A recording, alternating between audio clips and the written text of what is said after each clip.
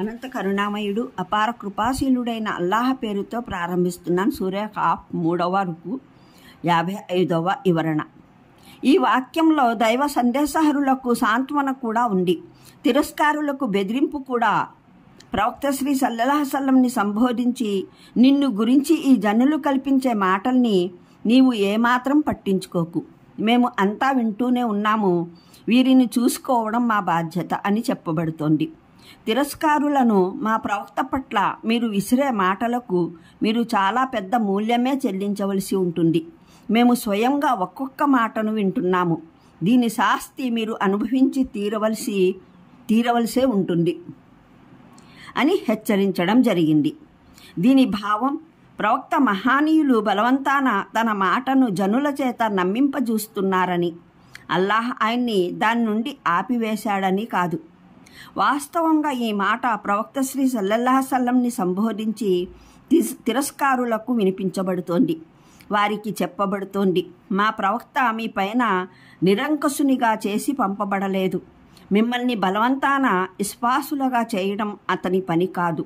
మీరు నమ్మదలచకపోయినా అతను మిమ్మల్ని బలవంతాన నమ్మింపజేయాలన్నది అతని బాధ్యత కాదు.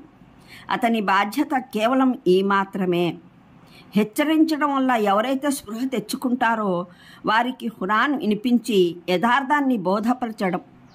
ఇప్పుడు మీరు నమ్మకపోతే ప్రవక్త మిమ్మల్ని ఎదుర్కొని తేల్చుకోడు, మేమే మిమ్మల్ని చూసుకుంటాము. అనంత కరుణామయుడు అపార కృపాశీలుడైన అల్లాహ్ పేరుతో ప్రారంభిస్తున్నాను. సూర్య ఖాఫ్ 3వ రుకు 55వ వివరణ.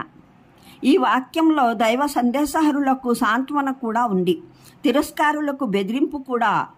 ప్రవక్త శ్రీ సల్లల్లాహు అలైహి వసల్లంని సంబోధించి, నిన్ను గురించి ఈ జనులు కల్పించే మాటల్ని నీవు ఏమాత్రం పట్టించుకోకు, మేము అంతా వింటూనే ఉన్నాము, వీరిని చూసుకోవడం మా బాధ్యత అని చెప్పబడుతోంది. తిరస్కారులను మా ప్రవక్త పట్ల మీరు విసిరే మాటలకు మీరు చాలా పెద్ద మూల్యమే చెల్లించవలసి ఉంటుంది.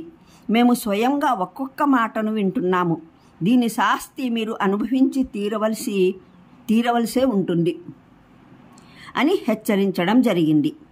దీని భావం, ప్రవక్త మహానీయులు బలవంతాన తన మాటను జనుల చేత నమ్మింపజూస్తున్నారని, అల్లాహ్ ఆయన్ని దాని నుండి ఆపివేశాడని కాదు.